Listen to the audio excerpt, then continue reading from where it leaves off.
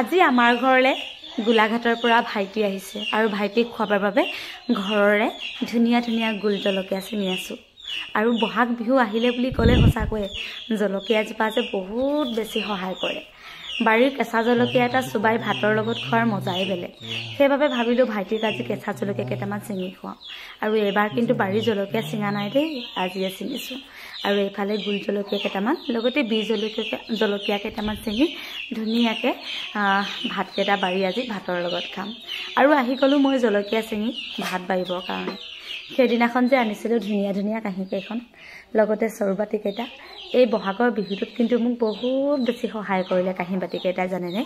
আৰু পুৱা ভাত খাবলৈ কুকাৰতে দাইল অকণমান বনালোঁ, তাৰপাছত গাহৰি মাংস, আমৰলি টোপ, ফ্ৰেঞ্চবিন, বিলাহী ভাজিলোঁ আৰু দুডোখৰমান মাংস পুৰিলোঁ।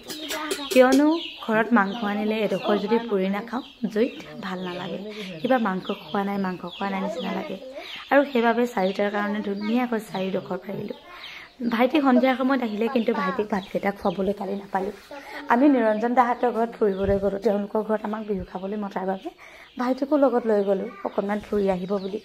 আৰু আজি পুৱা এতিয়া 9 বাজিছে আৰু 9 বজাৰ লগে লগে ভাতকেইটা বনাই মেলি ল'লোঁ। বিহু বতৰৰ কথা, কোনোবা আলহী অতিথি আহি দিব। আৰু এতিয়া চাওকচোন গাহৰি মাংসখিনি ইমান ধুনীয়া লাগিছে নহয় কালাৰটো। গাহৰিটো আজি বৰ ডাঙৰ, 1 কুইণ্টেল বুলি কৈছিলে আৰু প্ৰথম বোলে মানুহজনে আনিছেগৈ।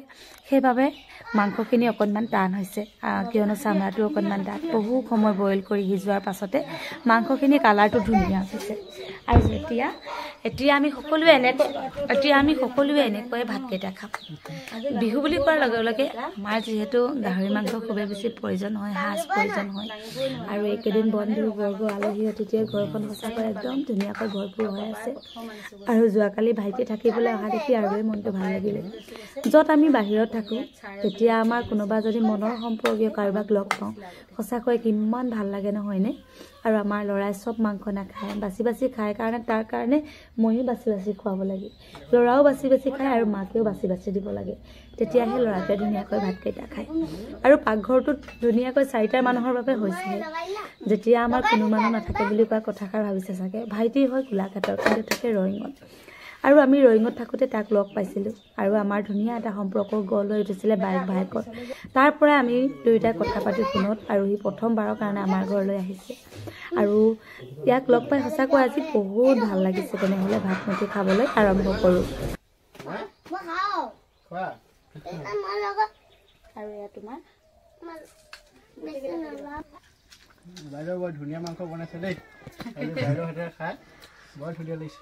কালি আহিলে ভাইটিয়ে, কিন্তু কালি তাক খুৱাব নাপালোঁ ভাত আমি, কাৰণ আমাক বেলেগ ঘৰত মাতিছিলে নিমন্ত্ৰণ। আমি গোটেইকেইটা ওলাই গ'লোঁ আৰু এতিয়া পুৱাৰ ভাগতে ভাতকেইটা বনাই খুৱাইছোঁ আৰু।